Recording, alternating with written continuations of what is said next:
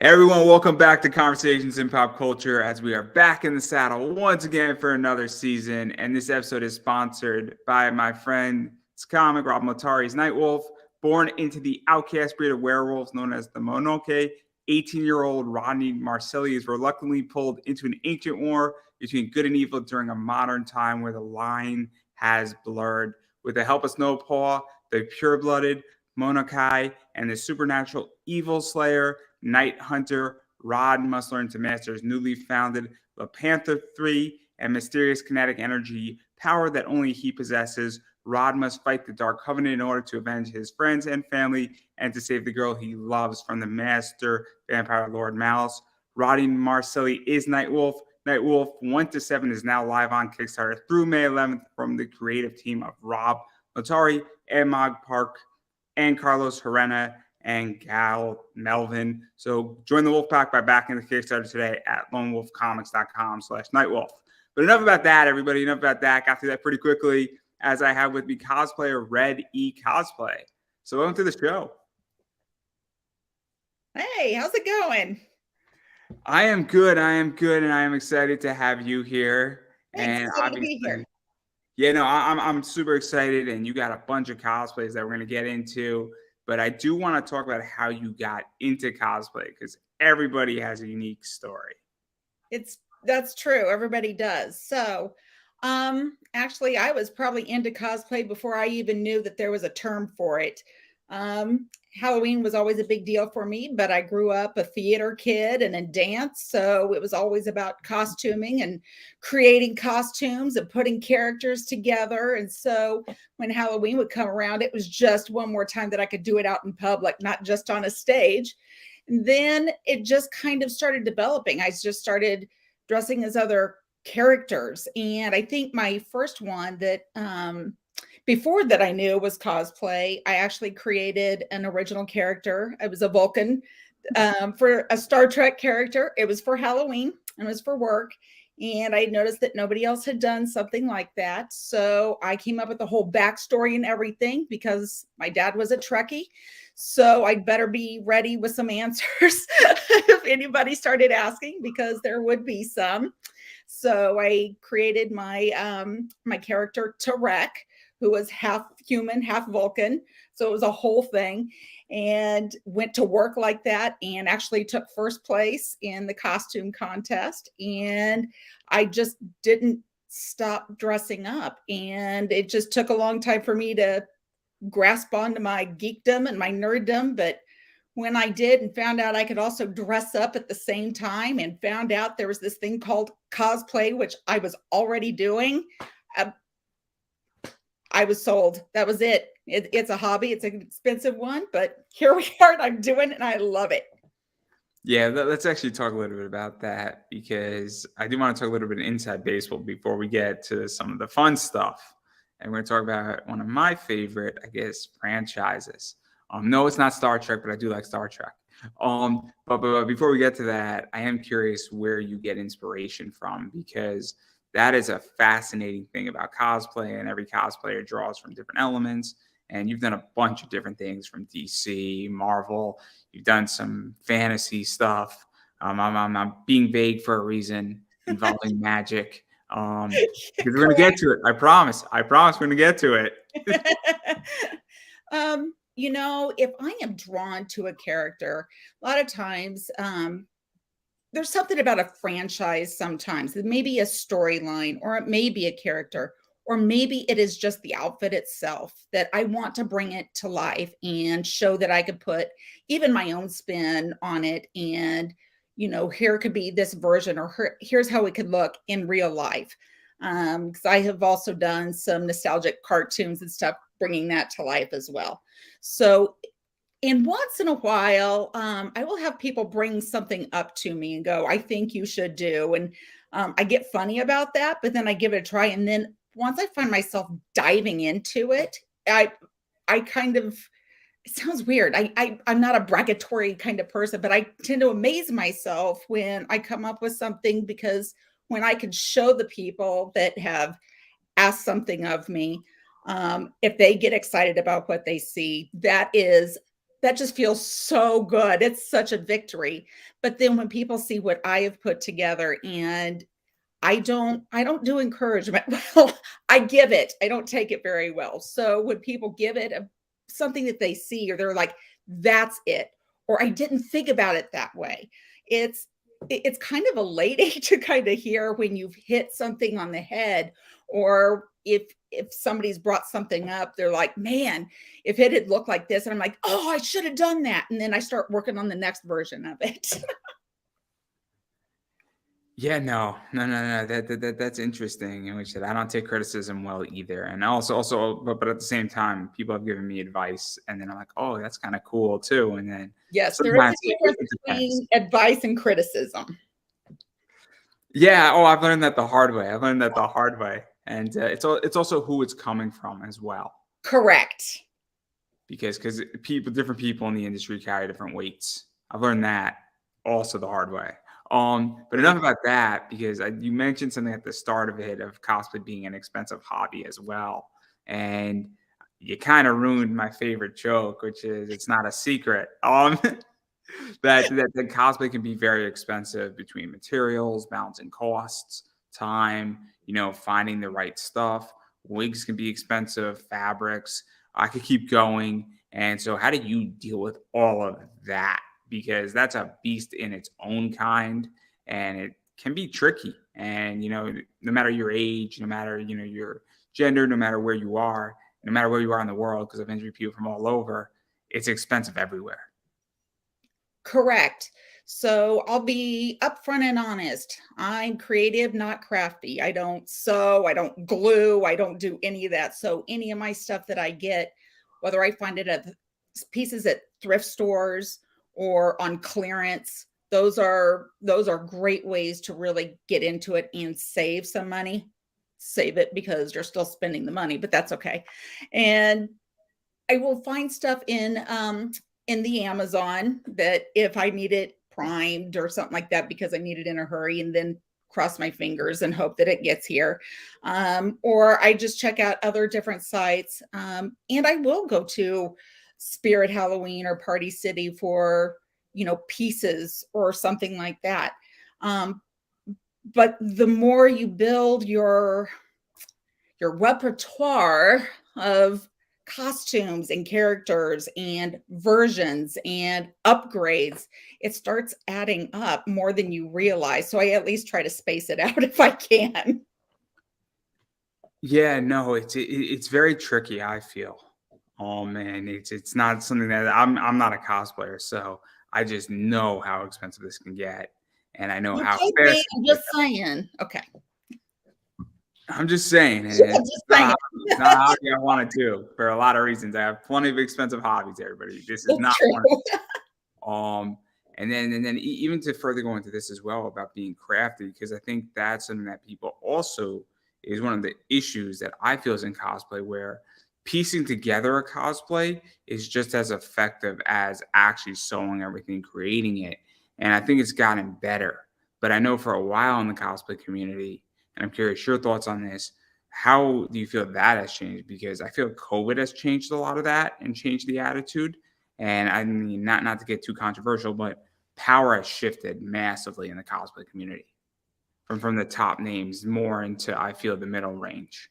Yeah, I agree. I think when COVID happened, we were just finding ways to stay connected and so we could keep up our craft and continue sharing. So, what ended up happening is a lot of these um, competitions were no longer local, they were either national or international, or they were crossing state lines where they hadn't before. And people got to share and still put stuff together because we could still order stuff, but then we are being challenged for closet cosplays. What do you already have that you can put together? Which that is how one of mine got started, was actually at COVID, and it was a closet cosplay. We're not talking about that yet. So, but what ended up happening is we got to see so many other people and so many other cosplayers and the craft and what other people were doing at home. And it continued to inspire us. So then when things opened back up, it was amazing to see the stuff that we had seen online, the pictures and stuff that were being shared or the videos shared in these these contests, and we were seeing them in real life, and we got to see the detail, and we got to get close, and then we got to hug each other because we have this camaraderie. And when it's hard being away from your people, and it's one thing to see them on a screen, but it's another to be able to embrace and then really look at the costuming and the detail, and it just became different. And I think it became a little less elite, because then people could actually share and some of the stuff. People were learning to do some of the craft stuff if they could craft. We're learning to do this at home, to be able to build the foam things and the metal things and the helmets and the, whatever need be for whatever for their cosplays that they were looking at and those new details. I also think that a bunch of the top echelon sort of took their ball and went home for a good chunk of COVID, and it opened up a lot of space, and they didn't really post much. And, for whatever reason, maybe they weren't getting paid. Maybe there was a lot of other things. And I have a lot of friends who really stepped up during that time, and they started doing a lot more interviews, and a lot of people have grown because of Yes. that. And they started with having like 5,000 Instagram followers to now having more like 20,000. And it's because they were just posting stuff. So, I mean, I've noticed a shift, and I'm not a cosplayer, just being in the industry and seeing it. And also, I think there's a massive shift going on. And I think people are sick of the top 50 cosplayers. I really do. Right. Well, and then it kind of charged us up to be able to do stuff, especially once you're pinned up a little bit. And then you just start digging through your closets and what else you could do. And then when you're also backing up and you're watching the movies and reading the comics and reading the books and rewatching the shows and all the stuff coming out, it gives you more time to start thinking about how you can bring that character to life, or what character, something from that franchise or that show that you could bring to life. Yeah, now I definitely want to change gears because I do want to talk about your cosplays, because this is the fun part. And I do want to talk about Harry Potter because I think that's the best place to start. Because then we got a Sure. few of them. I know you got a few of I them. agree. And I have pictures. So hopefully these are the Oh, right pictures. okay. I think they are. So this is the first one I want to talk about because I like professors, and it's a little off the beaten path a little bit as far as characters, but it's also a fun character, and it's also nice to not do, I guess, the main Harry Potter cast, for lack of a better word. I try to think of the nice, delicate word. Yeah, no, you're exactly right. It was just off the mainstay, but everybody knew who Trelawney was. And I love me some Emma Thompson so much. Like, she is a queen in my eyes. So, and she can bring these characters to life in some of the wildest and craziest ways. And when I saw her put in what she did with Trelawney, I was so drawn to that. I was so drawn. And I thought, man, if I could just pull that off. And I actually bought the wig and the glasses, the one in that picture, as a matter of fact, and I just held on to it because I was looking for particular pieces. I had something in mind, this piece or something. And what ended up happening, so here's the cosplay I'm talking about. So in a group that was formed because of COVID, the one who runs it, Katie, actually popped in and challenged people in the group and said, you have until midnight tonight to put together a closet cosplay from something you already have. So you can't buy anything. You have to put something together and post it up. That's what you got to do. I'm like, oh my gosh, okay. So challenge on, because it was not really announced in the morning. It was in the afternoon. So I'm kind of going through stuff, and I pull out that wig and those glasses, and I just start digging. And I found enough boho stuff and necklaces and that kind of thing. And I just threw the stuff on. And my older son already had the cup that he had given to me that was in one of the boxes that he got, one of the mystery boxes. and he figured I needed it more. And that was before COVID. So he figured I needed that cup more. So I grabbed the cup and I posed, and I had my younger son take that pic and I put it up. And honestly, the rest is history. That is the first pic that was taken of my Treylani. That was a closet cosplay because I'd already had the wig and the glasses and obviously everything else.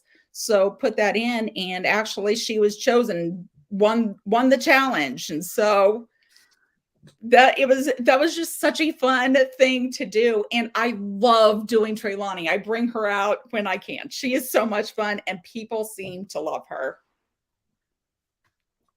And then talking about another character right here.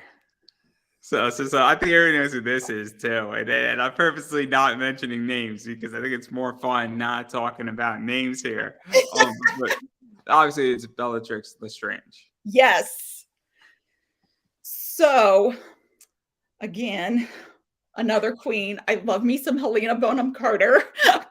Girl crush in the biggest way. And she is on a different level, same but different than Emma. So she brings these other wild characters to life, but she's got that dark side that can just and I've apparently already entered my villain era, so it just seemed appropriate to go ahead and bring these together and give that a try. And I love bringing evil characters to life. I love it.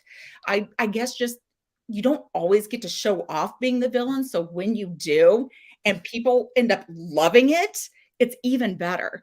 So I actually did that for Halloween, and I thought, why not? That'd be the best way to kick it off. And I just started piecing it together. And my daughter is terrified of Bellatrix, so that was the best, especially when I made her come upstairs because she knew what I was ready with. So she was not happy with me. And then I actually took her. So right now I'm part of the Kansas City Potterheads, and we have several cosplayers in there, and we'll show up to different things. And we were asked to show up to a local theater where they were doing puffs, and we were asked to kind of just be ambiance before a couple of shows, literally right before COVID. And so I cherish those times, but I was a little bit late, and I walked in, and my own group who knew I was coming saw me. And if I had known the reaction I was going to get, I would have recorded it. And I'm so sad I don't have it on video because they all went,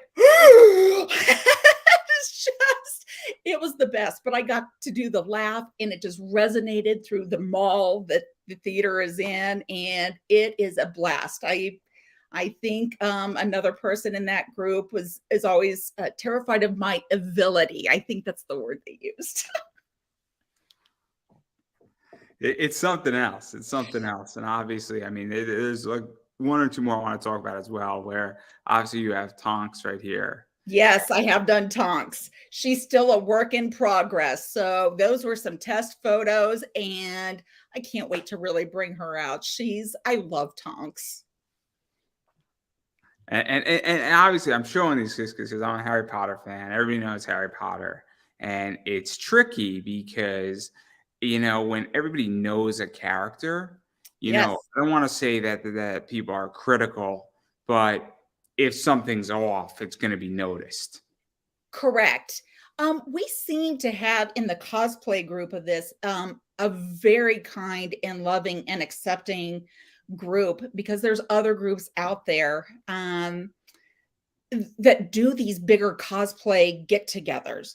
And there's one that actually happens at Universal once a year. And when Universal used to do the Harry Potter celebration, they shut it down. So fans took it over, and they do the Uncelebration there. And it's a 4-day cosplay extravaganza, and I'm looking to get there. I haven't been there yet, but I sit there and watch all the photos, and I'm like, I need to be in the middle of all of that, because there are so many amazing cosplays, and so you kind of get distracted. So we encourage those who are just getting started, where it just seems like kind of here I tried, but you start somewhere, and it's always such an encouraging group. Yeah, it's magical. It Um, is magical. yeah, this was too easy. That was just too Love easy. magic. It was just too easy. I'm sorry. It's too easy. Um, But it's not wrong. but I do want to jump to another thing that it isn't magical, but it's very iconic for a lot of reasons, and it's this one right here. And obviously, for those who know what this is, Star Trek, Lucy Ricardo. For those who don't know, um, Desi, shoot, the half of Desi Lou, I think, right? Desilu Studios. Yep. It did Star Trek. At least I think they did the first season, maybe the second, and then obviously things sort of went wary. But anyhow, what is that like? Because that's a very historical cosplay. So thank you. I appreciate that. That's one I am just so proud of because a lot of times, even though it's getting better, it's if you know, you know. And I I was back in a kind of a pin-uppy kind of fashion phase a few years ago. And of course, part of that and in that time frame is Lucy is at the forefront of some of the iconic fashion. And of course, I love Lucy. She's and it's kind of fun when I get compared to her sometimes. I'm like, yes, I get so excited. So I just happened to get this dress online, came in, and not only was it so perfect for Lucy because it had particular details that I paid attention to is there is absolute detail at the collar and at the cuffs. And that's a very Lucy-esque kind of detail. But then I was really looking at the color block on it, and it was very original series Star Trek. And I was just kind of thinking, how could I put this together? And as I'm digging, and I was like, oh my gosh, I forgot. How could I forget that? I'd be in so much trouble with my dad. Um, but I just started putting it together. So I got a patch, and of course I don't sew. So I made my daughter sew it on for me. And I got the wig, and I did it, and I went for it. And like I said, the people that got it, it was so incredible. And actually the first time I really brought her out to the con floor, a gorgeous 7 of 9 and a young Captain Kirk come across the floor, but I hear the 7 of 9 go, Lucy, our Lord and Savior. And I come over and we just start talking about because they got it and they knew. And actually, that 7 of 9 is one of my dearest friends now. We were instant friends from that moment. So what is that like for you? Because cosplay is sometimes tricky. Where I know people who cosplay weird things, and it's a very niche cosplay, and people are like, "Well, what are you?" And then versing sometimes, obviously, we're going to get to it in a second. We're going to get to some fun ones: DD Pickles, Miss Frizzle, fun stuff. But people sort of know that a lot more. And so, what is that like for you to do something that I don't want to say is offbeat, but people will say, cool, it's Star Trek, but what exactly Star Trek related is? Because sometimes, people, nerddom is a very deep bench, is a good way to put it. Correct. So, like I said, that one is typically if you know, you know. If I stand in a group of Trekkies, they all gush and they're just like, oh my gosh, it's amazing. Can I get the pic or whatever? To the ones that don't necessarily get it, and I was like, I've been compared to it's like, oh, it's like a 50s Dr. Crusher. That's nice. But what ends up happening is going back to this little magic moment, back to magic, always about magic. You really take that, and I've been considered a walking Google Doodle. So some of the stuff I talk about and everything, it's such a teaching, an educational and learning opportunity to be able to go, let me tell you.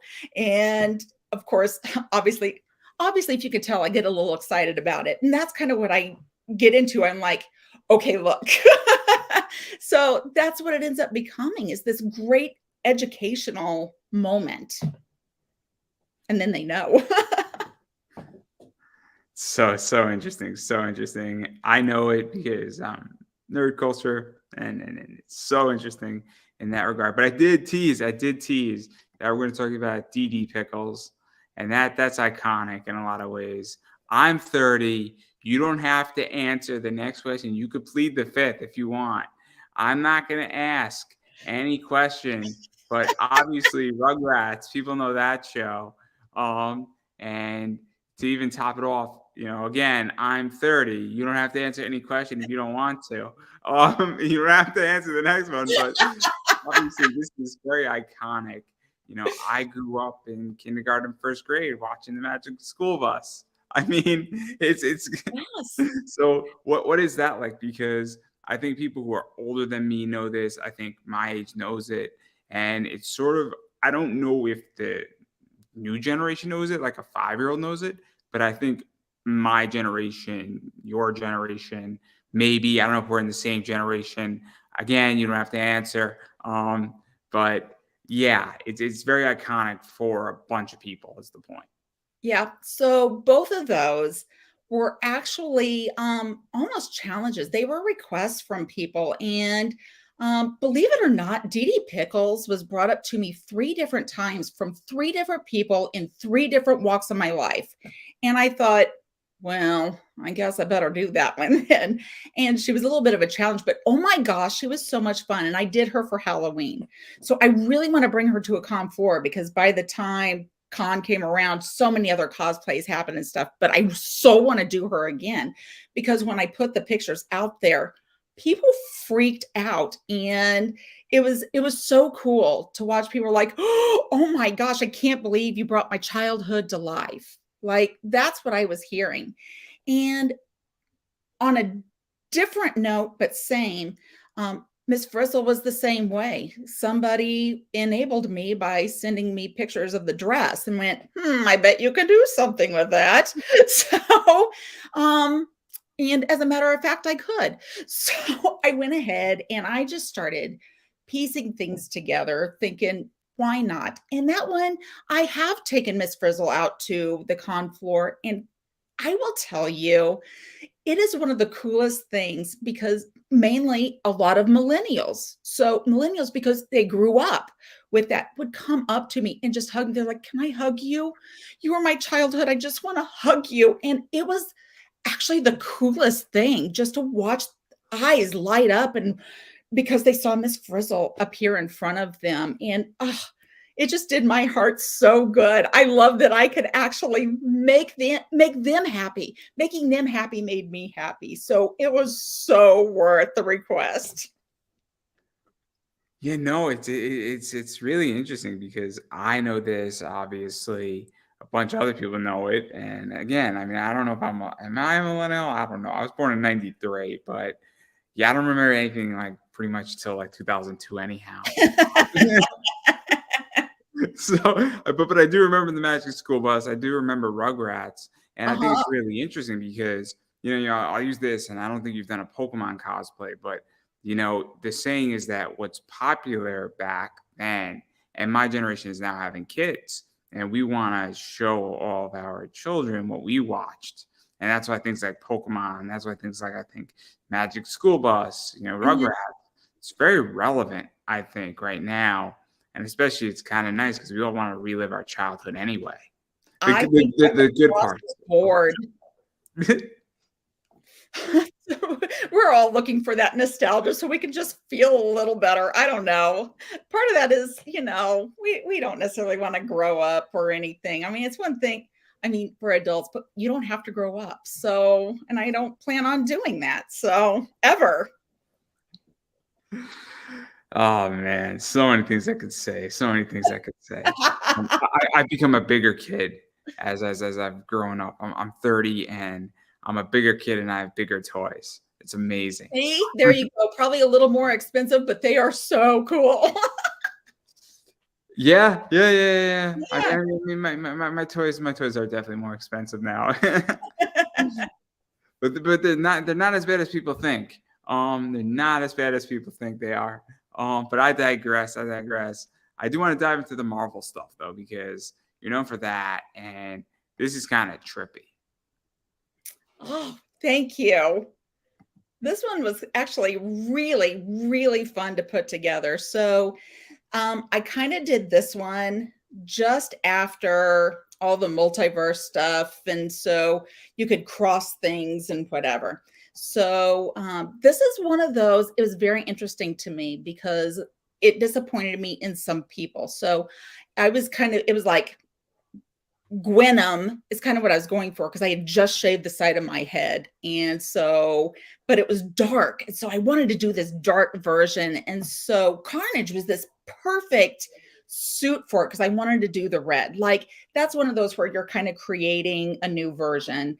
And so when I posed with that and kind of put up, that it was Gwenum, believe it or not, it was a couple of my female friends who jumped all over that and went, that's not who that is, whatever. And I was like, wait a minute, when did this become a thing? Because I loved wearing that. It was so cool to pose in. And I was like, oh, I could be part of the Spider-Verse. So what is that like? Because obviously, I mean, I'm not a Marvel guy. I know a little bit about Marvel. I appreciate Spider-Man. I stopped reading after Spider-Man 700. I had like a good 50 run, and then after 700, Superior Spider-Man, read about 20 issues of that, and I was good. I was good. So I actually have no idea on all the details of the entire crossover and whatnot. I'm a comic collector, so I'll probably have a bunch of these issues, but yeah. So what was that like though? That people were kind of jumping on you. I don't want to say they were calling you out per se, but definitely questioning might be a good answer. Yeah, correct. And I just found that so weird because honestly, that was the first time I really ever had that happen. And for it to be a couple of my women friends, like we're supposed to be the support system and we're nerds together and we get what's going on and the relevancy of things. And we know what happens on that con floor and we get to see these mashups or these different versions of anyway. Even before the whole multiverse thing happened, people were doing mashups or twists on things. And so it was a little shocking to me. Just especially for friends. It wasn't even like random people like, how did you get on my friends list kind of, or followers kind of thing. It was people that I knew and loved dearly. And I thought, wow, it was kind of a slap in the face because it kind of took away some of that creativity. Um, it's not going to stop me ever, but because it drives me to want to keep doing that because it was my version of it. So, and that's what cosplay is. It's costume play. We are playing dress up in whatever that is. And so to smack somebody down on the way they're doing a character or the name that they've given or whatever actually was actually incredibly frustrating.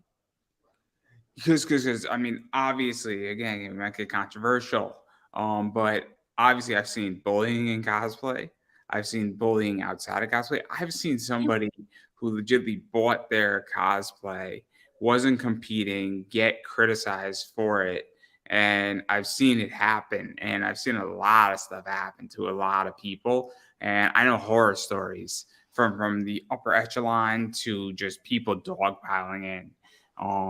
And it's a very weird thing. And I'm not a cosplayer. It's not really my jam. I've never been targeted.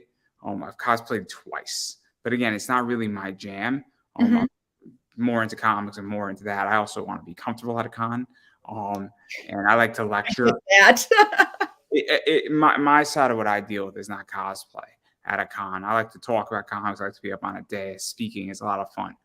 But I've seen it and I've seen it online, and it's a weird thing for me to witness it. I'm kind of just, in some ways, it's almost a deterrent. I feel, even for me to want to participate to some degree, Yeah. because I've seen it just because I'm not gonna go build a cosplay.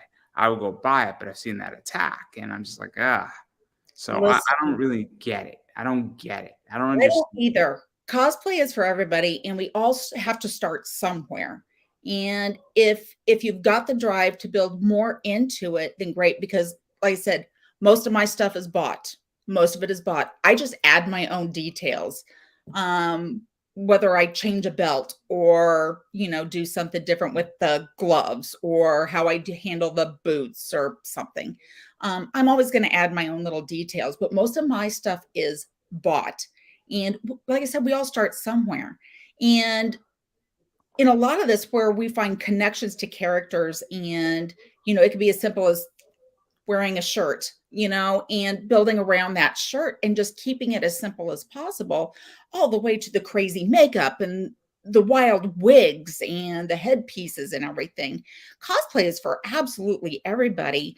And like I said, you start somewhere. I actually had somebody, a friend, talk about how they started in cosplay, and theirs was very simple, very moderate. Not quite bounding, if you've heard Disney bounding or Marvel bounding, that kind of thing, where you just get an outfit together to kind of look like or be inspired by a character, but it was a little above that. And she was going into how she started cosplaying. And she said, she started in Halloween or whatever. Another friend of mine was like, that can't be posted up somewhere. That doesn't connect to anybody. And I went, hold on. I started with Halloween, connected, whatever. She's not alone in that. I'm not alone in that. And a lot of people get to use Halloween as a jumping point to try out a cosplay or throw on a onesie, whatever. It doesn't matter. Because if you could wear a onesie at Halloween, you can wear the onesie on the con floor, and it should be fine. And so I will step in and encourage anybody's cosplay as being great, because they started somewhere, that came from then, that's their heart, and that's their vision. That was a lot. I'm letting you go. I'm letting you go. Okay. No, it's very interesting, and I've also seen just the behavior outside of cosplay be very, very complicated online. And I think the whole online space is complicated.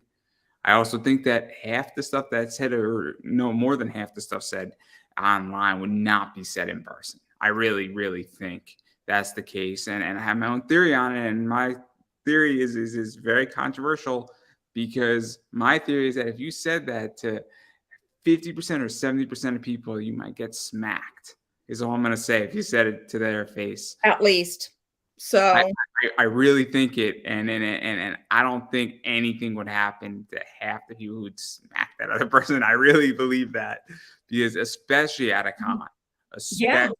floor, I don't think anything would happen. And I've been the victim of some stuff online, and I know it wouldn't be said to me in public to my face. I know it, because I think it's a behavior problem. And I do. It's so I get really frustrated when it is one thing. It's not a good thing, but it is one thing when Joe Schmo doesn't get what's going on with what you're wearing.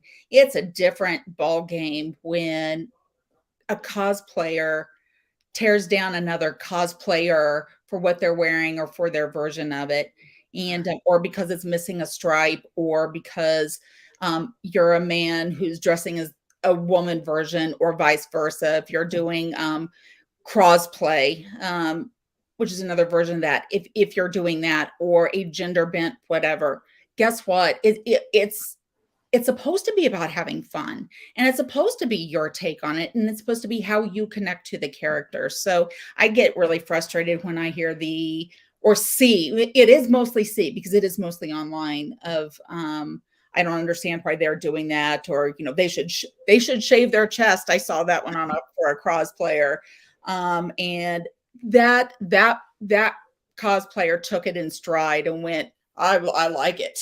I think it adds. So it was such a great comeback. But yeah, it's about having fun, and it's about showing off your creativity no matter what level you're at. And then obviously talking more about Marvel, because I know some of your Marvel stuff. Obviously, we have Black Widow, Uh-huh. and then the other one that I want to talk about is Jean Grey. And I know way more about the X-Men than anything else in Marvel. Know way more about them, and obviously I like the X-Men. X-Men were civil rights before civil rights were popular in comics. Yeah, absolutely. And where I haven't been as drawn to the X-Men. So funny thing about Jean Grey and Phoenix, which I kind of thought about doing that just because she's such an interesting character and in her evolution of things. Um, and I think it's kind of one of those grappling with herself and becoming something different. And it's that just speaks to my heart.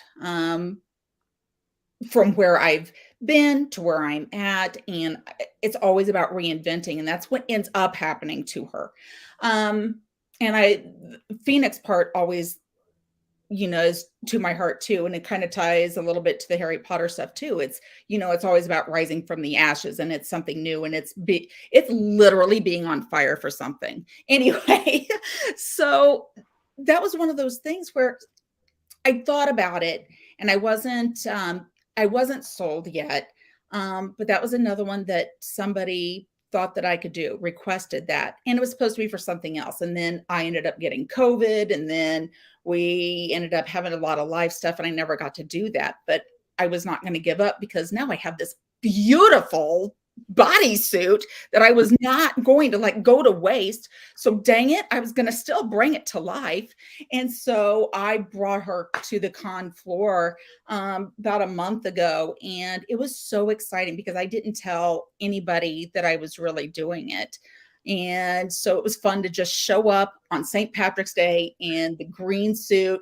And I had fire hair and just went for it. So that was so awesome to watch people being like, oh, Jean Grey, oh yeah, I see it. And I'm like, So what is that like? Because again, I know way less about what's going on with the Marvel movies. I know way more about the comics. Obviously the X-Men, old school X-Men, Days of Future Past. I love the Dark Phoenix arc. There's some other great stuff. I love anything Chris Claremont touches with the X-Men. All great. And Scott Lobdell's great too. He took over for Chris. Fantastic. Like even stuff out of like Excalibur and the X-Men. Great. X-Men Evolution was the shit. X-Men 97 is good too, but that's not the point. Which I haven't really, haven't seen in a while. But anyway, not the point here. There's definitely an X-Men movie coming with Marvel at some point, whether it's they're on phase 4 now, or are they on phase 5 yet?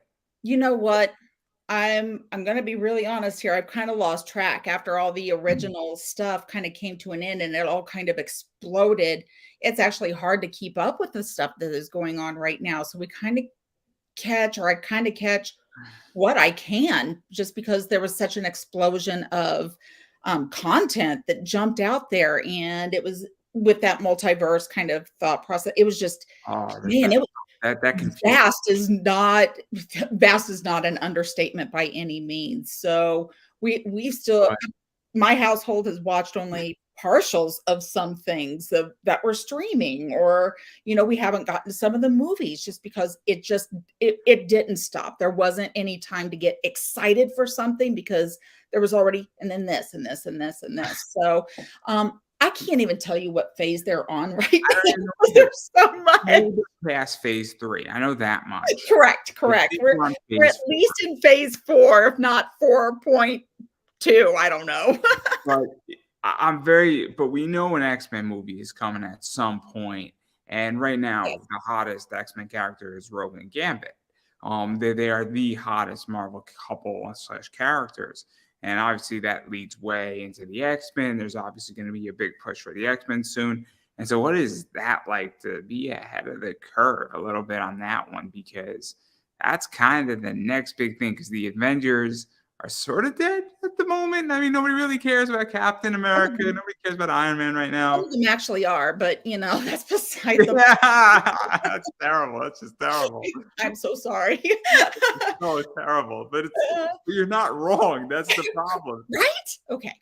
So, but actually it was really awesome. So when it was even brought up to me to do, again, I always have, it's that self-doubt. Even if somebody wants to encourage me, I freak out. I shy away from that a little bit, because I'm like, you're talking to the wrong person, because you're not seeing what I think you're saying. Like you are wrong. So that's my brain bully doing that to me. So I'm aware of that. I just need to figure out how to stop. Okay.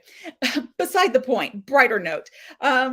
So when somebody brought this up to be part of this group, it was so flattering to think that I could even do that. So here I was creating this as the X-Men newness was kicking off again. So it was all just all in sync kind of thing. So by the time I did get her together and I was months behind what I had hoped and I got her on the con floor and I didn't see any other phoenixes on the floor that day. So that was kind of cool. There may have been some, but it was just such a cool thing for people to be like, oh, I know who you are. And Phoenix or I have a friend who does a really amazing Logan. He goes, Gene! Just it was so great. It was so great.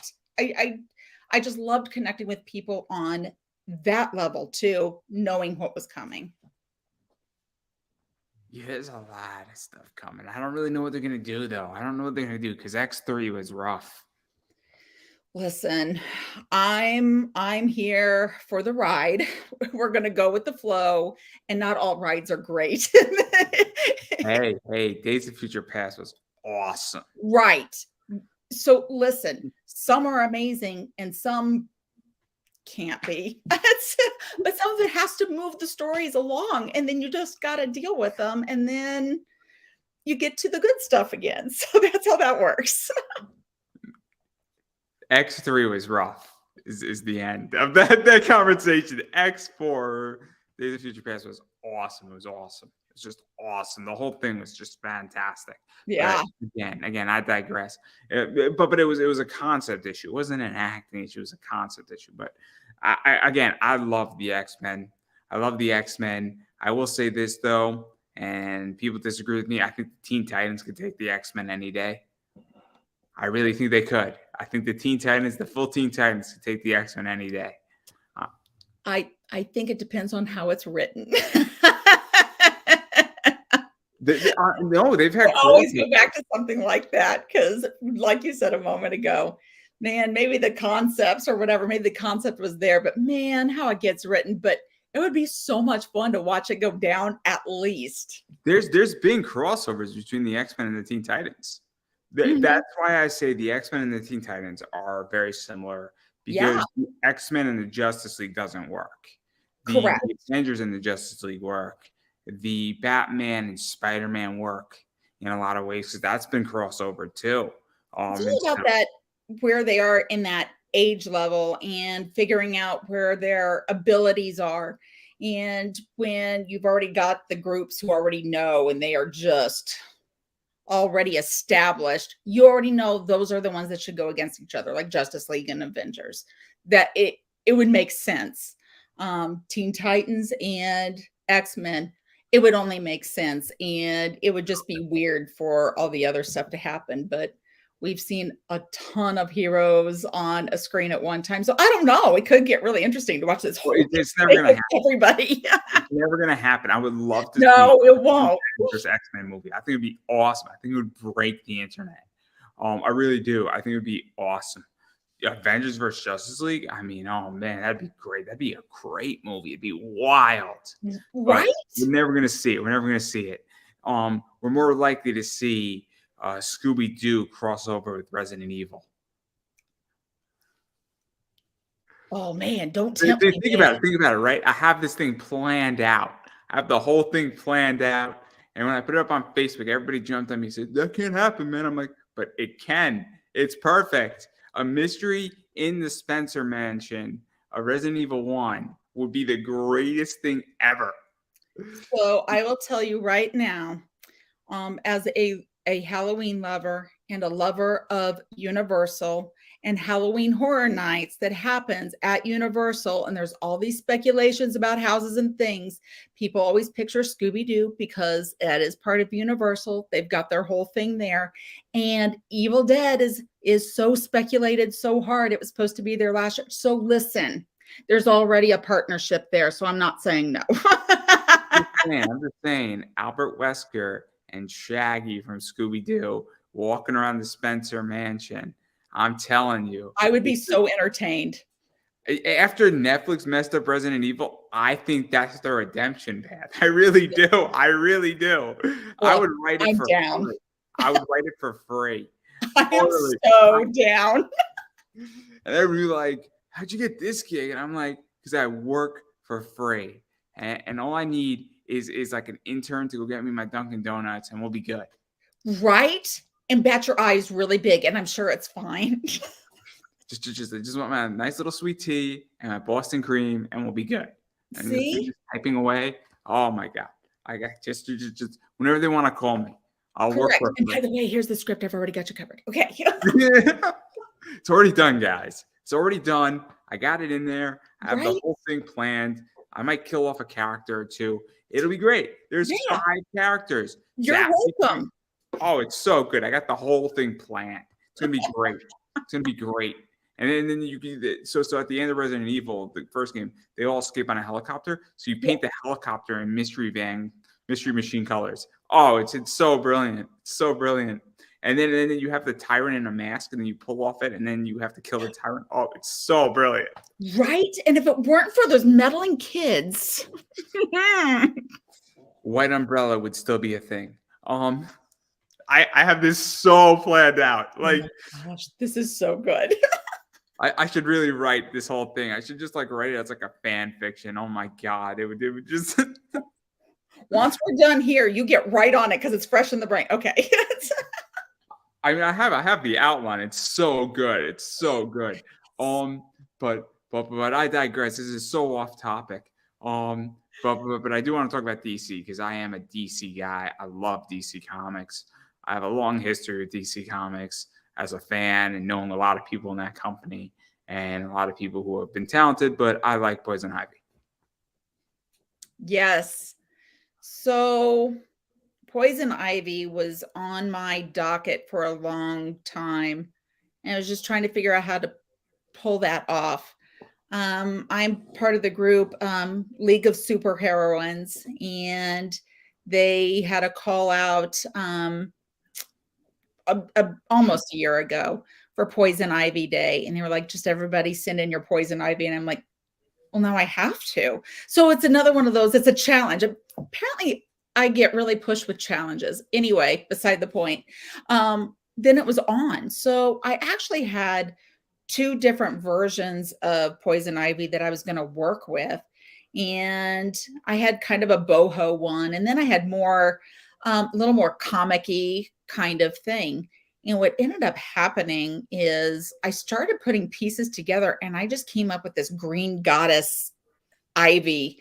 And that's what stuck. Like, I'm like, oh my gosh, this is it because this makes sense. And that's how that went. And I had way too much fun posing for pictures to only be able to send one. So what is that like? Because this is another character that has taken off for a few reasons. I think, obviously we're going to talk about Harley Quinn in a second. I love Harley Quinn. Harley Quinn, I think, is DC's #1 bestseller. I love everything that Harley Quinn does. And obviously there's the adult show that happened. I think there was, T. Franklin did a book with Harley Quinn, like the animated series was sort of a continuation.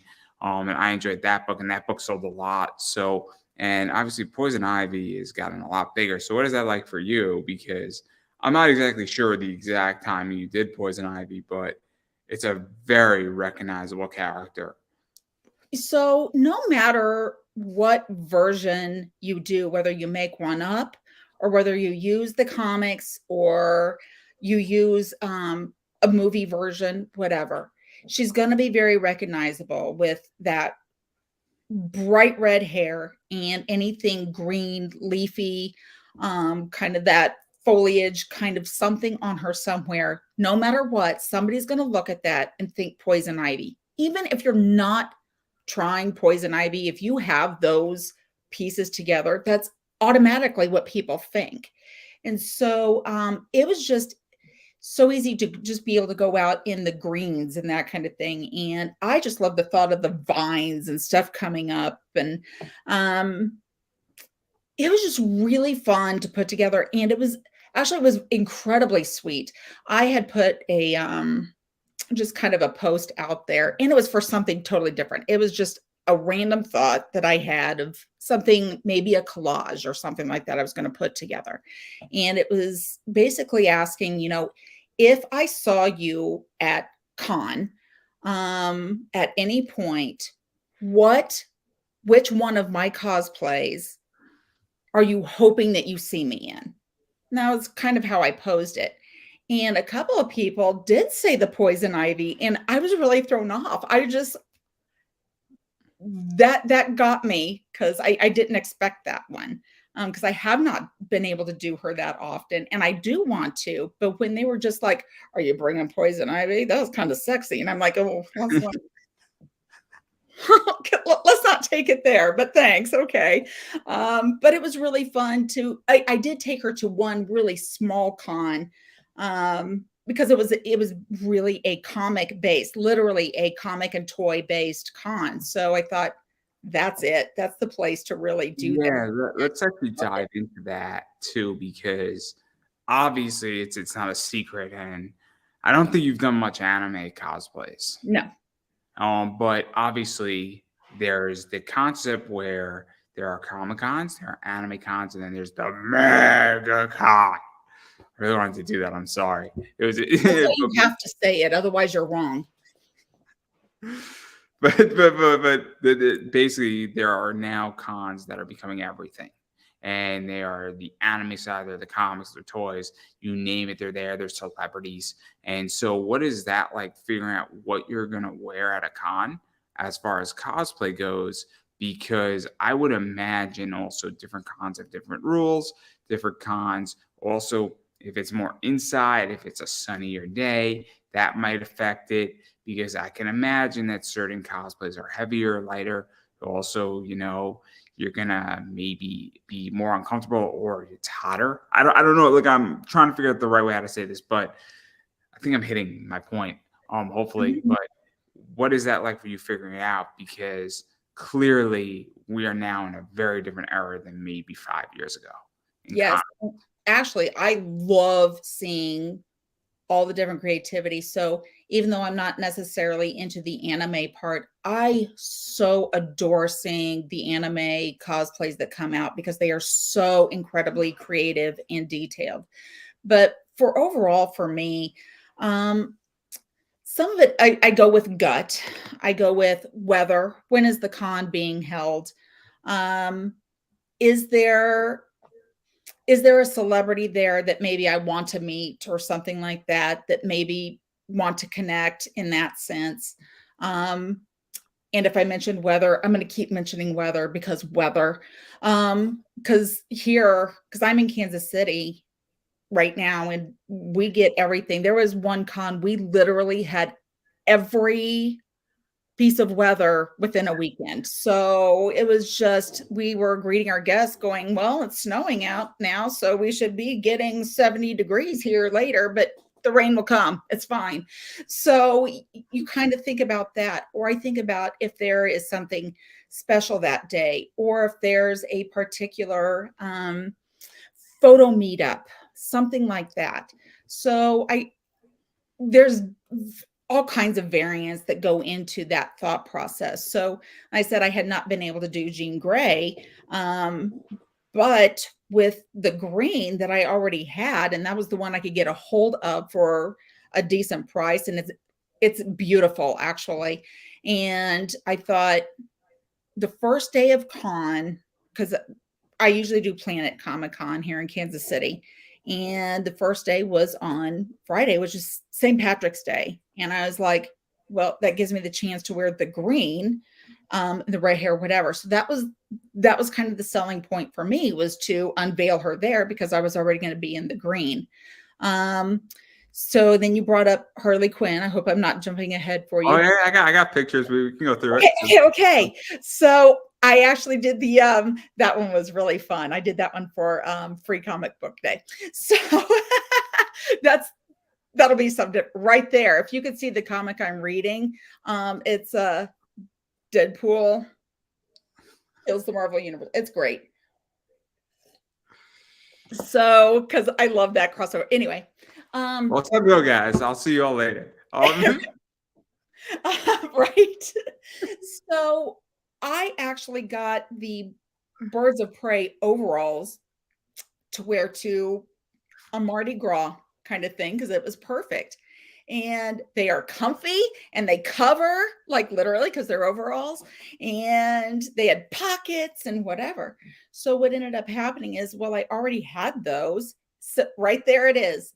I didn't know if this was that one. That's why I wanted to make sure. Yes, that's the one. Um, and then I thought, well, I have done the Harley Quinn before when I did Free Comic Book Day, but now I've got these overalls that are comfy that I could wear on the con floor because it's comfy.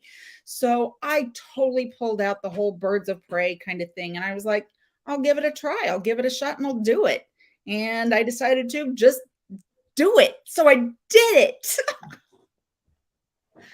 I worked a little backwards with the overalls. It's fine. Sometimes that's what it takes. You never know how the inspiration comes. So let's even dive into Harley Quinn a little bit because obviously I sort of teased it as well, where Harley Quinn is Poison Ivy's partner in a lot of ways. And I've Yes. been partner in crime, partner in selling a lot of books. They've done a bunch of fun covers. They've been on Archie. They did a crossover with Archie. I mean, it's ridiculous. It's so Correct. ridiculous. It's brilliant. It's brilliant. Dan Parrott is brilliant. His cover is brilliant with them. But what is that like for you? Because again, it works, and Harley Quinn is DC's most popular character. She's their bestseller in so many ways, and it's definitely popular, and it's only getting bigger. And there's a million Harley Quinns now at every single con. Is this exactly right? And I actually love seeing all of them because that's another one where you could do any version of her and it could be spot on or it's not spot on, but it's still as great. So this big draw of Harley Quinn that started out as literally this nameless character that ended up with this really great voice that came out of nowhere that all of a sudden got a name because she was just like Joker's wench woman or and the fact that you can come from that of absolutely nothing but showing what you've got and making it so big that she is one of you're probably right. I think she is top number one in DC right now, especially in the women and the sirens. And I think it's very relatable too with her. So being so manipulated in a relationship. And when you think about that, it is so relevant right now. And it's actually really deep and dark. And to be able to climb out of this abusive relationship and to find yourself, that's really why I like Birds of Prey. It was just that freeing thing that she could be her own person. I mean, she cut off her hair and it was all messy and doing her own thing and hanging with the girls and just reconnecting with herself and really taking charge of who she is. And I think that was really important. I know not everybody agrees with that. Not everybody likes that version, but I think it just showed such an arc and such an evolution of what the character is and can be, compared to being in such an abusive situation when people were like, I want to love like Harley and Joker. I'm like, no, you do not. No, you do not. Batman, what is it? Batman Adventure 12? That's a So, dark book. That's a dark book. right. It's one of my favorite comics of all time.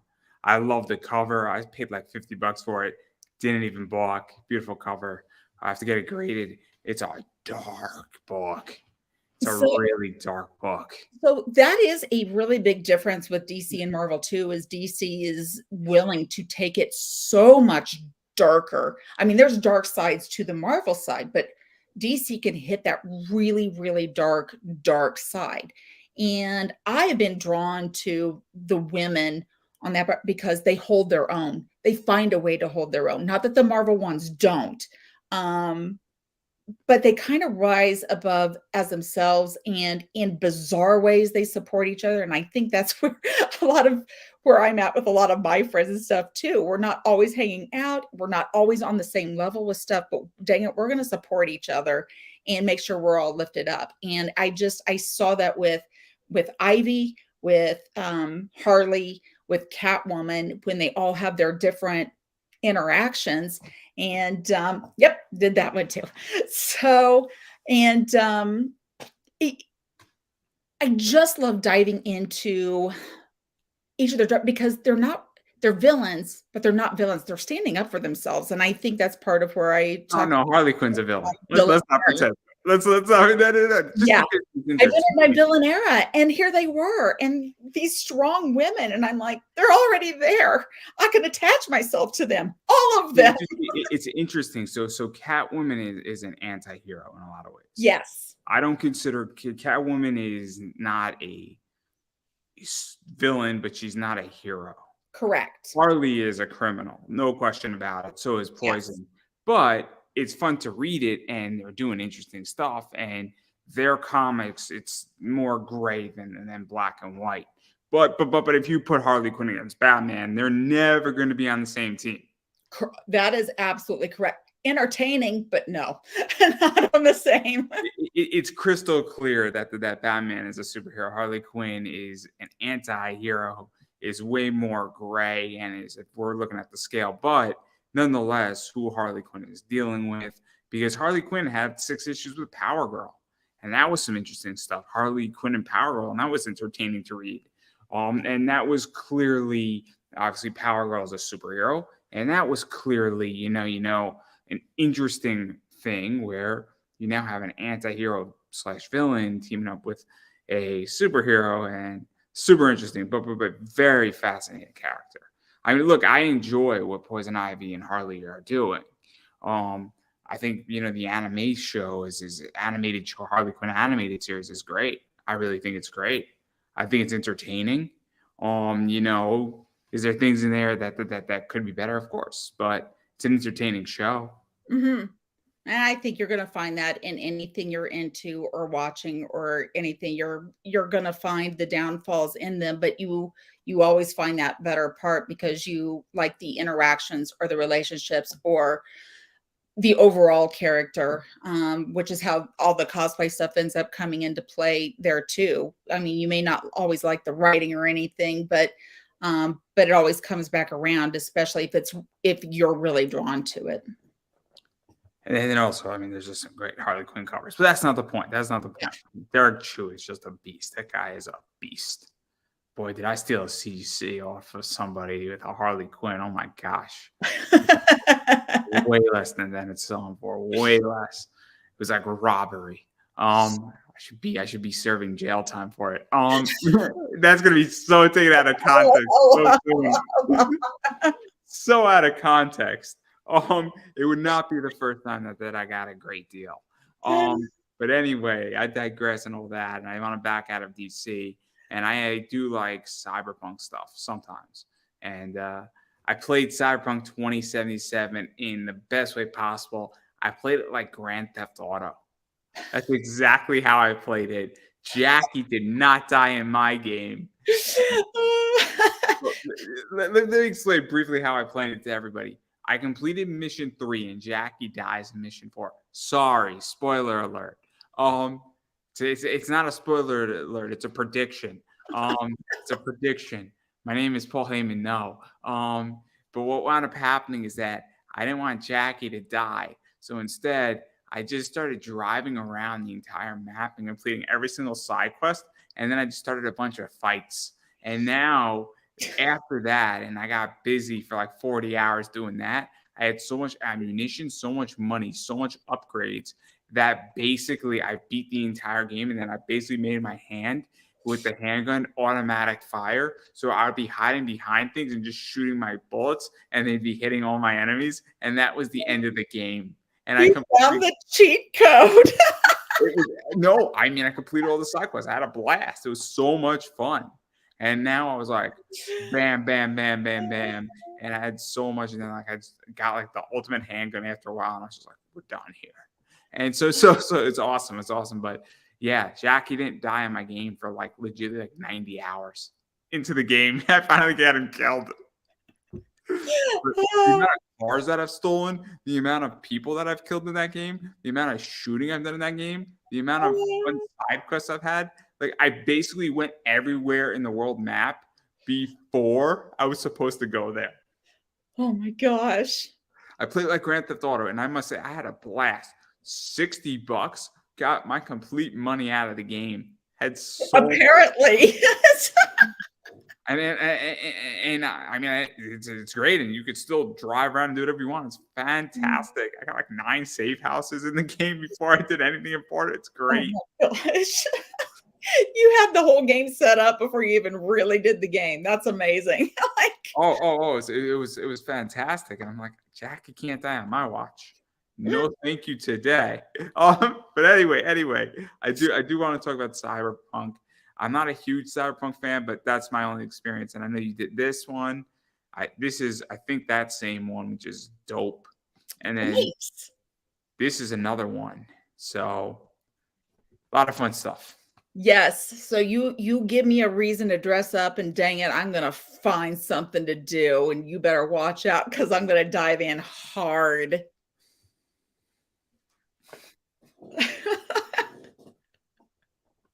I don't have anything else to ask about Cyberpunk. Again. That's all I know. I had a blast in the game, and I know you've done that, and this is pretty sweet. I adore that shot. I was so excited when that one came out. I've got some more that are getting ready to come out, and I am so pumped for them. One of the photographers I worked with is actually putting together a whole storyline of some of the stuff, and I was like, oh yes. So that's going to be pretty exciting. Yeah, no, and these are just a few. These are just a few of your cosplays. I know I missed a bunch. I know you've done some Disney stuff. I know you've done some other stuff too. But obviously, I just wanted to pick the ones that I wanted to talk about that I think that a lot of people know. And obviously, you got a lot. I think I missed maybe like 10 or 15 of them. You know what? I don't even know how many I do. I come across them. I'm like, oh yeah, I do that one too. But I do want to back out of your cosplays, and I am curious how you view the industry because we touched upon it a bunch, and I think it's really interesting. And again, I'm not a cosplayer, but I definitely am a spectator. I am not a journalist, but semi-journalist in this space, I guess is a good way how to put it. Uh-huh. I speak to a lot of people, and where do you see the cosplay community going? Because it's been through a bunch of weird stuff. COVID has changed everything in con culture, let alone cosplay. And I'm been very open about this, where I think the upper echelon has actually been challenged. The top 50 cosplayers are not where they were before COVID. And I think it's been democratized in many ways. And I actually think it's a good thing. I think they've lost a lot of power. And that doesn't mean they're not still big draws, but they do not have as much influence. And the reason how I know that is a lot of them are teaming up on vacations, filming content together, and doing Instagram posts together, but not showing their views with that. And that's how you know that there's something else going on. And it's pretty evident. And if that's controversial, well, I guess then I'm controversial.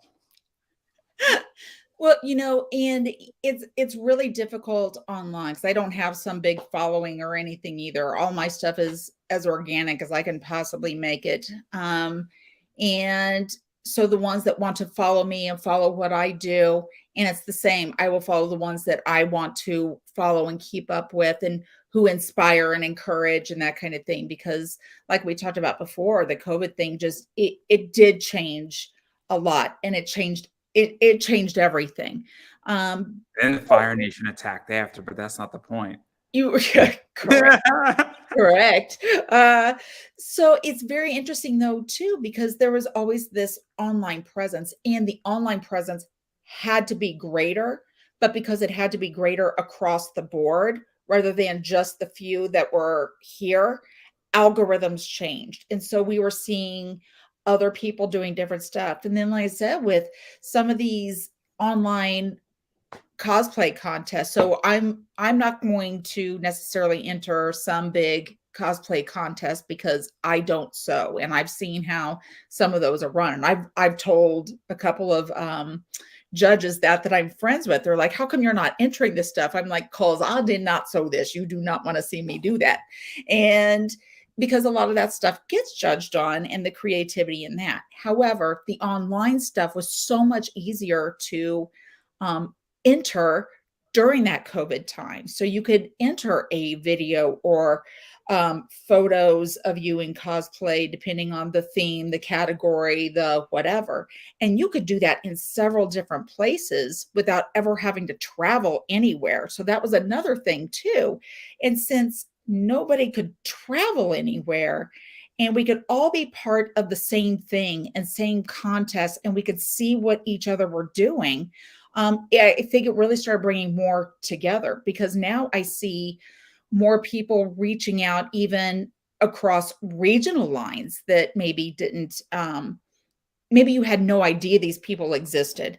And actually, I was really disappointed. There's a cosplayer that I follow and I'm very impressed with, who does a lot of stuff on the West Coast, who actually came to Planet Comic Con for a particular celebrity grouping. And I did not realize they were even there until they posted pictures. And I went, wait a minute, you were here and I missed you. And they were like, yeah, I didn't realize this was the con you were at. We should have met up. And I was like, duh. But it's just amazing because we can find these. And, it's fun to watch other people post pictures, or you see some of them crossed together, at other cons, because now we can travel to these different places again. And you see them meet up and like, hey, I know that person, but because we've kept up or whatever. And it's fun to be able to keep up like that. And it is so much more across the table now, rather than pandering. Sounds so bad because they are still so talented, but that upper group that were dominating everything, and that those were the guests and everything. And I've seen a wider array of cosplay guests now. And that is incredible to me too, because I see so many that are so deserving of getting these tables and these booths and these judging titles, and, being able to do so much more because now they are also being recognized. I know a lot of people who have gotten opportunities, and I see a shift coming. I do, I really do, and it's going to be ugly. And I think it's started, and I think it's actually going to get worse. I think it's going to get worse because I think what's going on is that I don't think that these people, they sell tickets, but I don't think they sell as many tickets as they used to. And I don't think that that's the key. And I even think certain celebrities aren't selling. And I think we're going to get a massive culture shift. And I think it's coming. And it would not surprise me that if you have major podcast guests and even small podcast guests at cons, and that there's a massive wave coming, because let's be realistic here. I mean, I haven't been to a con in 4 years. There's a good chance I will never be back. I run an eBay business and I am making more money than I've ever made before playing and buying and selling comics. And I get all my merch pretty much online. And I don't need to go to a con. I don't need to be there to make more money, and I have more time. I'd Right. rather sit in my house on my Saturday and just run my eBay business, and then I'm still in my house. It's Correct. like, and I don't miss it. I don't miss it. And I'll be very honest. I think there's people who in the cosplay realm, they're going to be better off online anyway. Yeah. So it was very interesting because another friend of mine and I, who were just talking, were approached by a guy doing an interview. And so we did this interview together, and she was dressed as Stripe from Gremlins, and I was dressed as Phoenix. And, because you get to see these crazy mashups of friends talking, and from all these different genres and everything, as we all know each other. So that's always fun to see in these interviews. And one of the questions we were asked was, let's say there was a con happening and the celebrities weren't part of it and the guests weren't part of it, would you still want to come? And for us, the answer is yes, because we get to be within our people and our creativity. And I do think it depends on the person and what they're looking for, and like where you're better off at home doing your thing. There's people who want to have that face to face, and maybe they're going to make some good money, and maybe they're not, but they've got their face or name out there because of they somebody knows somebody, and so you can go by theirs. I have friends who are creators that go out there, and that's what they look for, because then they get to see people who know their work also and get that instant gratification that we need, and sometimes we don't realize we need it, but there it is. Yeah, So well, I don't need it. I just need people's paychecks to go to me. see, there you go. That's what I've come to realize. I'm very honest about it. Is that Yeah. I used to. So I used to be on the con scene, and I was doing panels, and I did about 50, 55 of them. And all I wanted was a thank you in the program when I first started. And then it got to a point where I said, cool, can you give me a food stipend? I'm doing 6 panels. Can you help me out a little bit? Can you give me that thank you? Because all I want is a little bit of a gratification, so that if I approach a guest, I say, oh, I'm in the program too, and maybe I can get an interview out of it or something. Mhm. None of these cons did that. So now I approach cons and say, I want to be paid. And I say, look, years ago I wanted that gratification. All I wanted was a thank you. And now I've come to the realization that they weren't going to grant it to me. And so I stopped going. And so when I sell a book on eBay and I'm making my profit, I'd rather have that. It's been crystal clear, because I was doing it for almost 10 years on the con circuit of just doing fan panels, starting at the age of 19, and after a while I said, look, I'm not getting a thank you. So I would rather go make my money, and I don't need to be told thank you anymore, because plenty of customers that have repeat customers, they want to buy from me. And to me, that's the ultimate gratification. Sure.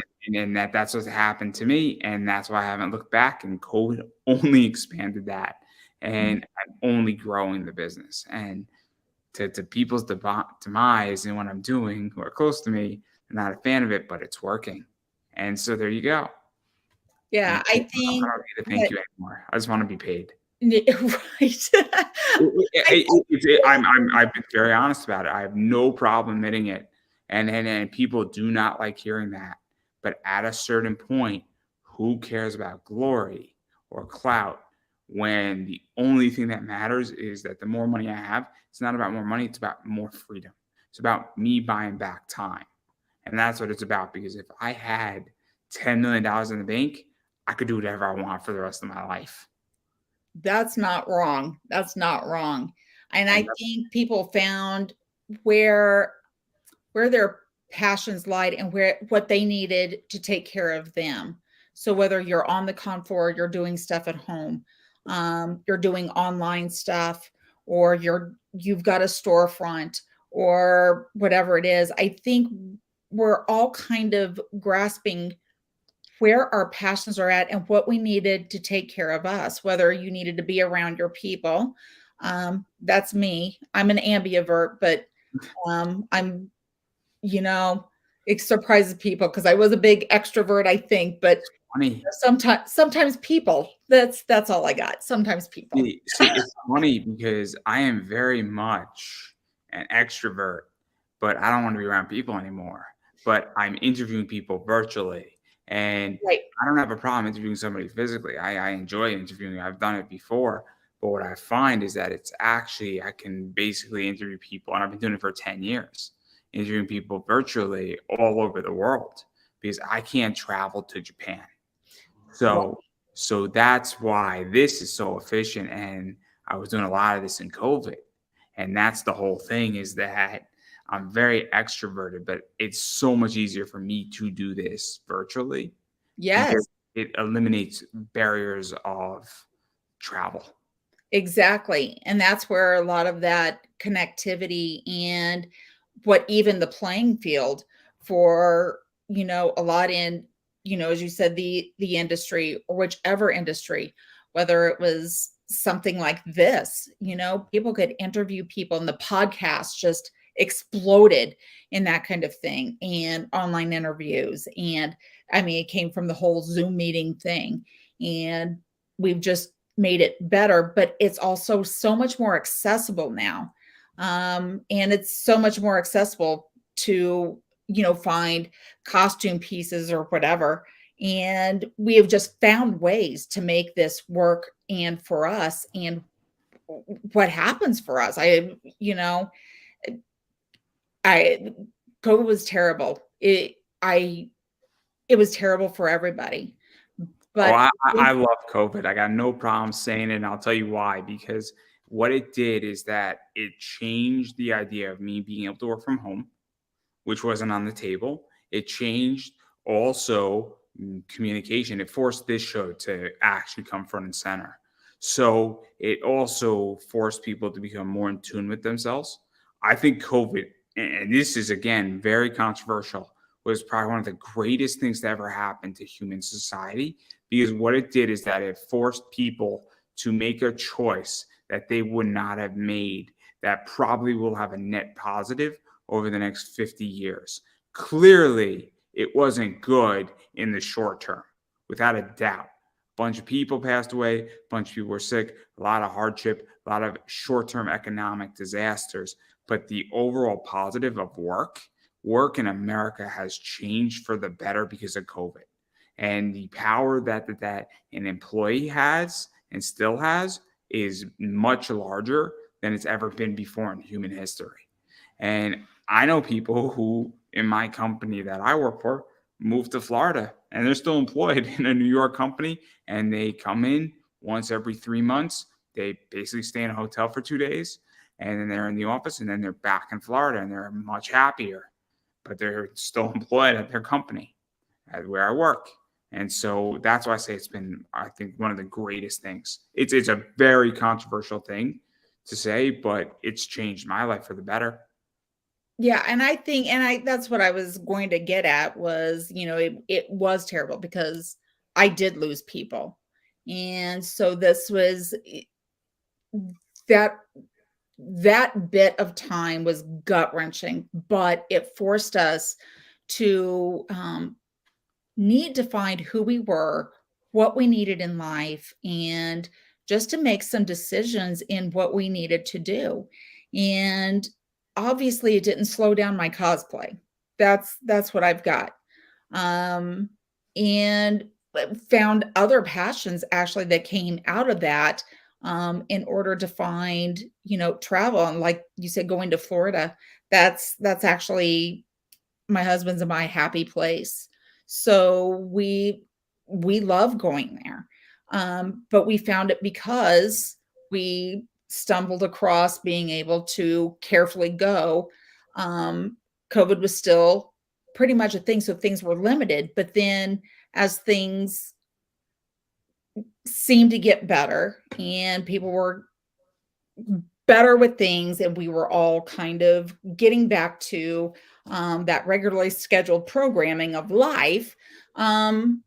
It was just very interesting where we ended up falling and finding our happy places and what stuck and what didn't. And it was very interesting. And I see that even in the cosplay world. So when we do hit the cons, it is interesting to see how much more time and effort, or just the time spent with other people on that con floor, or in the craft, or all of a sudden now they're teaching what their craft is, or they're just finding something new and different. And actually it's amazing what's come out of it. It was hard to get to that, but it forced us to find something new and different and find ourselves. Yep, I agree. I think it's the greatest thing ever. I do, because I think it forced people to make a choice. And I think a bunch of people have made good decisions. And I think that we're going to be better off in society. I know that I am. I like working from home, and it's awesome. That wasn't on the table. And I can tell you that my one way to my job is 52 miles, and it's 52 miles back. And I have to do that only once a week. And every other week, I have to do it twice a week. It's a hell of a lot better than going in 5 days a week. Every day. Yeah. my day, I get on my Tuesdays, Wednesdays, and Fridays every single week, I get an additional 2 hours of sleep. That's so worth it. It's so worth it. And if I don't have kids yet, but if I have a kid, it could very well be that I don't have to pay for daycare when they're 3 or 4 years old on a Friday. And if you're paying by the day, all of a sudden you have an extra 50 Fridays. So I have an extra, maybe $2,500 or possibly even more if they're not going in on a Tuesday because I'm home on Tuesdays. There you go. So awesome. But I digress. This is far from cosplay. I do want to give you a chance to self-promote yourself. So where could people find you? Where could people like the color blue? Where could people like your cosplays? Yeah, I'm sorry. I had to get it in there. Whatever. It's if you want to track me down because you like the color of my cosplay, like the green ones. I thought it was a clever joke. Right? So, like, what's your favorite color? Simmer down, buddy. We got it. Okay. So seriously, all jokes aside, where can people find you, hit you up, like your cosplay, check out what you're doing, all that fun stuff? Yeah, absolutely. So I'm on Instagram, Red E Cosplay, and it's red_E_cosplay. And then you can find me on Facebook too, Red E Cosplay. And you could see my wild and crazy adventures in fashion time travel and in all my cosplays and my characters and my original characters, from creepy to cute to whatever given time I decided to travel to. Well, I'm just going to say it then, and I'm going to keep saying it. I've been saying it for almost 4 years now, maybe even 5. If you like something and you want to see more of it, you have to support it. And what that means is that you need to follow people on social media, follow their Instagram, like their posts, comment on their posts, and actually share it out, because it makes a huge difference when you do that. And if you want to see more of it, you got to support it. It's that simple, and it goes a long way. A like and a follow can go a very long way for anybody. When somebody's having a bad day, it could change their day, make them feel better. Even say, hey, I love your cosplay, and Instagram's free, Facebook's free, Twitter's free, all that stuff is free. So obviously it's not going to cost you much money to do that. And then if somebody has buy me a coffee or merch or anything of that nature, you got to buy their merch too. That goes a long way as well. And believe me, hobbies are expensive, cosplay is expensive. So I would imagine that all support. If you like something, you want to see more of it, again, I'm going to keep saying it because I can't say it enough. You need to support it. But about me and what I got going on, obviously I'm Pop Anime Comics on Twitter, Instagram, Facebook. I'm also Pop Anime Comics on YouTube. I have almost 500 interviews on YouTube. There is a boatload of content across every sector. And I mean every sector. I have legitimately touched every sector at this point. Interviewer. That's a lot of binge watching, my friend. And I have shorts and I have micro content. So there's a boatload of content. There's like 955 videos, and I have a lot more coming this year. And I'm constantly doing some interviews. I do anything from 3 to 5 a week. So there's always something going on. And if you miss it and you miss it live, you can watch it replay. So there's a lot of stuff out there, and I promise you, and I can assure you that you might get smarter watching me. I can't make it crystal clear that you will, because I can't predict the future, but I will ensure that you will be entertained. That I can promise. And so that's all I got for everybody. If you would like to buy me a coffee, I am independent media. It is not necessary, but I appreciate supporting independent media. But more importantly, I really appreciate people subscribing on YouTube right now, because I am two away from 510. I'm at 508, and I am 2 away from 510. And the goal is to get that done before May. So I appreciate all support on that front. And it's free. And if you don't like it, you can unsubscribe at any given point, everybody. But that's all I got. And I'm going to give you the final word. So I'm just saying, take care of yourselves. Cosplays for everybody. Just keep encouraging each other, keep encouraging the craft, keep encouraging the creativity, and love each other. That's what we got, because we're all we got. And I don't think I could have said that any better myself, everybody. And that